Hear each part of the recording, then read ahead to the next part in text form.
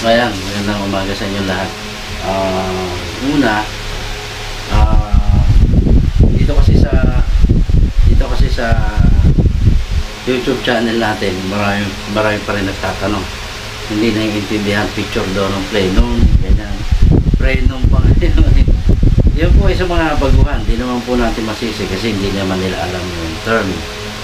So yan po ay yung tanong nila, yun, ano daw po yung plenum? Yung plenum. So yun po yung plenum. Ang sa isang organ, napaka-importante ng plenum talaga, napakahalaga niyan. Kaya ano ko, sa mga meron nga po na ano, para design nyo to. Yung sabi nga niya,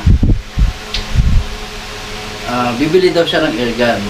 Ngayon, picture naman daw ng plenum para daw may idea siya sa pagbili niya ng organ. Patayin muna natin electric pan. So, yung ano, kaya na isipan ko i-discuss na lang. Kasi yun nga, marami lumalabas ng mga PCP, mga ano, medyo mahal pa nga. Kaya, kailangan ma-determine talaga nung bibili. Yung, kasi mag-i-invest kayo ng pera eh. Ayos natin to, parang hindi ako nagigitnaan sa kanya. Yan. Mag-i-invest kayo ng pera, so dapat pag-invest nyo, hindi kayo manghinayang kasi okay yung mabibili nyo. Sa itong nasa board natin, ito po, in example ko, yung isang converted na PCP. Yung ano, ito kasi wala tayong example ng hammer type. So yun nga po, yung plenum na yan, na sinasabi ko, tinatanong nyo kung ano yung plenum, explain natin maigi. Ito po yung plenum ng airgun, yan. So ayan yung plenum. Ito yung plenum niya. Yung plenum, yung po yung hangin, yung storage room ng isang airgun, storage niya ng hangin na ready lumabas sa barrel once na bumukas yung ating firing pin. Sisimplihan lang po natin yung ano, yung explanation. Ito yung firing pin niya dito sa side na to. Ito yung open po yan. Once na bumukas yung ating ating firing pin. Yan po yung firing pin natin. Once na pukpukin yan dito ng hammer,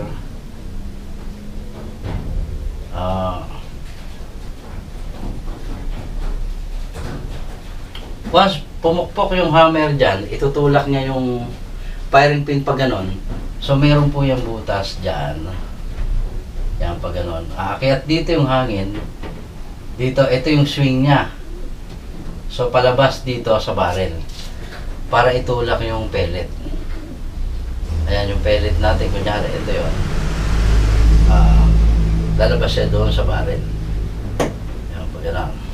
So dito po magdidepende kung itong inyong plenum na to, kung yung plenum ay enough, yung size niya o yung laman niyang hangin para lumabas doon sa barrel. So doon po nagdidepende yung power ng airgun at saka yung accuracy. Kapag itong plenum mo is enough, tapos masyadong mataas yung output pressure mo, yung output pressure mo na nandito sa loob ng iyong plenum, let's say 1,800, malakas na po yan. Kapag ganito kahaba yung plenum mo, let's say nasa mga 4 inches, 5 inches yung plenum mo, at sobrang mataas yung output mo, let's say 1,800, it's either mas malilesen yung mas mababa yung power niya kasi itong firing pin tinutulak yan ng hangin. Tinutulak ng hangin yan, pasarado. So, ang kalaban niya, kapag pumukpok yung hammer na ganyan, kung masyadong mataas yung pressure nito, medyo mahihirapan yung hammer. Hindi siya ganun kalakas. Unlike doon sa tama lang na output. Ngayon, sa ganitong kalaking plenum, let's say 4 to 5 inches, sa experience, based on my experience, pinaka accurate dito na output pressure na ilalagay mo, i-apply mo dito sa iyong regulator, kasi yan po yung high pressure tank, which is 3,000 PSI. 3,000 PSI siya. Ito po yung high side ng regulator. Itong lugar na to, yan, high side dyan. Ito yung low side. Ayan. Ngayon, kung yung low side mo, yung lumalampas na hangin, yung inilalagay niya rito, lumulusot sa regulator mo is 1,800 PSI. Based on my experience, medyo salimpad dyan. Pag ganyan kalaki yung pleno mo. Kasi nasa 4 to 5 inches ka eh. Ngayon, kapag itong regulator mo is naka-adjust siya o nakaset siya sa 1,200 PSI, mas accurate po yung air gun. So, makikita nyo yan dito. Ito yung output gauge mo. Ito, output gauge. Yung mo makikita, yung input mo, nandito siya. Meron siyang gauge dyan, which is dapat 3,000 PSI. Ang laman niya, para masukat mo rin tama. At least mas mataas kaysa dito sa sa 1,200. Mas mataas kaysa 1,200 PSI. At least, pinakamababa mo dapat magseset ka dyan is 2,000 PSI. Yan yung pinakamababa na magseset ka nito. Kasi, kapag yan ay nagset ka ng 1,200 PSI dito sa output mo, tapos 1,000 lang, 1,000 PSI lang yung laman ng tank, hindi mo po makukuha yan. Ang lalabas niya, 1,000 PSI pa rin. Kasi 1,000 PSI lang, wala nang haharangin yung regulator mo eh. Wala na siyang i-regulate eh. So yung 1,000 PSI mo na laman ng tank, yun din yung lalabas dito. Ngayon, kung mag 1.5 ka rito, 1,500 PSI, ang lalabas dyan, 1,2 na. Ang lalabas dito, ito na, 1,2 na rin. Kaya ang ideal na mag-a-adjust at least 2,000 PSI para hindi ka sure ka na talagang yun yung output mo. So doon sa mga nagtatanong kung alin yung plenum o picture naman, ito hindi na kailangan i-picture. Ito siya. Ito yung plenum niya. Yan, ito yung lugar na to. Yan po yung dinadaanan. Yan po yung dyan po naiipon yung hangin na inilalabas ng regulator galing sa HPA tank mo, which is 3,000 PSI yung laman niya. Ilalabas niya dito is 1,200 PSI. Yan po yung hangin na handang lumabas papunta sa barrel once na bumukas yung firing pin. Pag pinalo siya ng hammer. Yan, pag pinalo siya ng hammer, bubukas po yung firing pin. Wala lang ako sample niyan ng kasi nga wala naman tayong ganun dito na puro kasama sa airgun.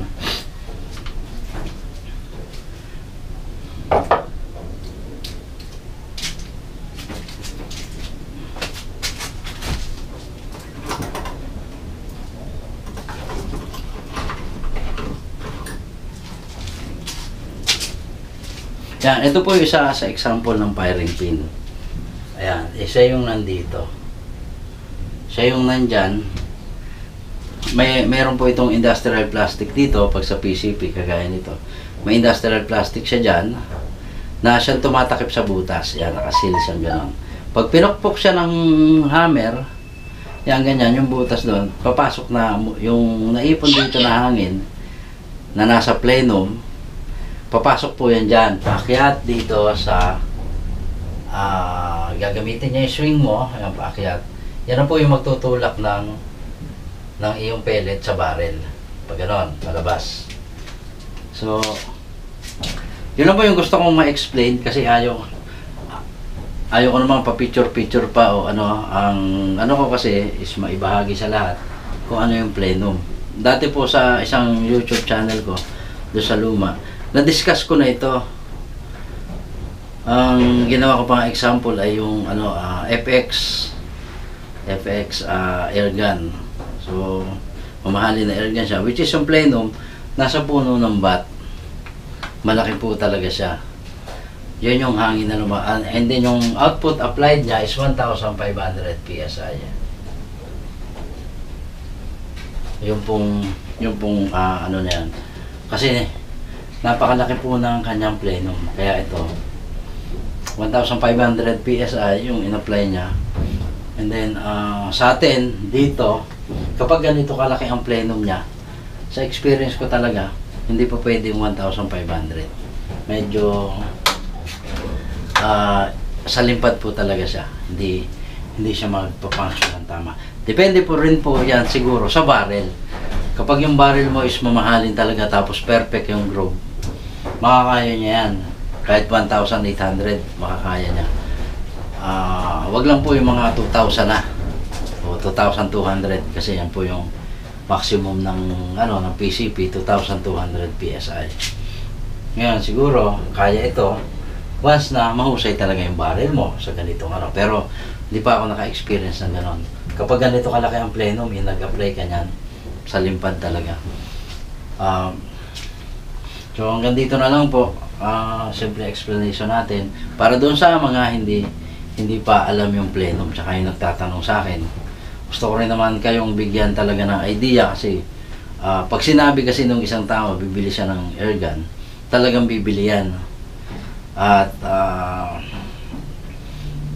sana nasagot yung tanong mo kung ano yung plenum, kung nasaan ba yung plenum, kung ano ba yung plenum. So ngayon, kung i-ano ko kasi yan kung i-demonstrate ko yan sa PCP, baka hindi nyo makita. O baka, ang PCP kasi, ang kalimitan na niya, square siya. Yan, ito, trigger mechanism na to. Nandiyan na yung trigger mechanism. Ito na yung trigger mechanism. So, dito na nakalagay yung regulator. Yan, regulator na yan. And then yung tank. Yan. So, ito na yung tank niya. Ito yung regulator. Ito po yung plenum niya. Sa PCP, yan yung plenum. Then, lalabas dito yung hangin. Ito yung swing niya. Yan. Labas dito yung hangin, paakyat doon. Ito po yung barrel niya. Nandito yung barrel. So, halos parehas lang naman. Ngayon sa mga PCP na bolt action, nandito pa rin siya, kaya lang maigsi. Kasi yung hammer niya, nasa loob. Kung consume ng space yan dito, kung consume siya ng space, ito lang yung magiging plenum niya. Nandito, kasi dito na po aakit yung hangin, pa ganon. Papasok ng barrel. Dito na po aakyat. Kaya, yung mga bibili ng PCP na,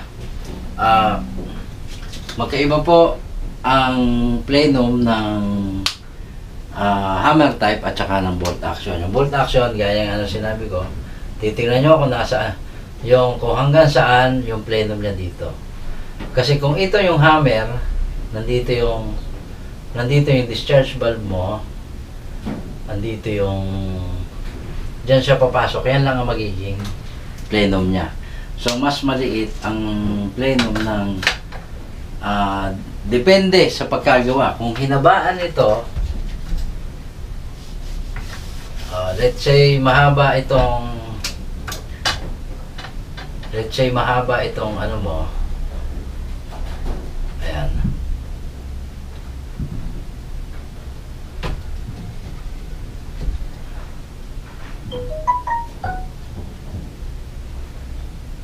let's say mahaba itong nandito yung hammer niya.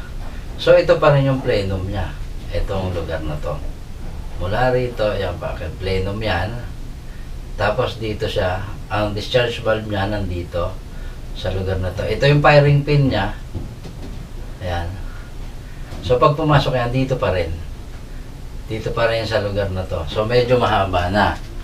So yun yung titingnan nyo. Pagka yung bolt action, titingnan nyo kung gaano kahaba yung kanyang receiver para makita nyo kung gaano kahaba yung plenum at kung may plenum siya.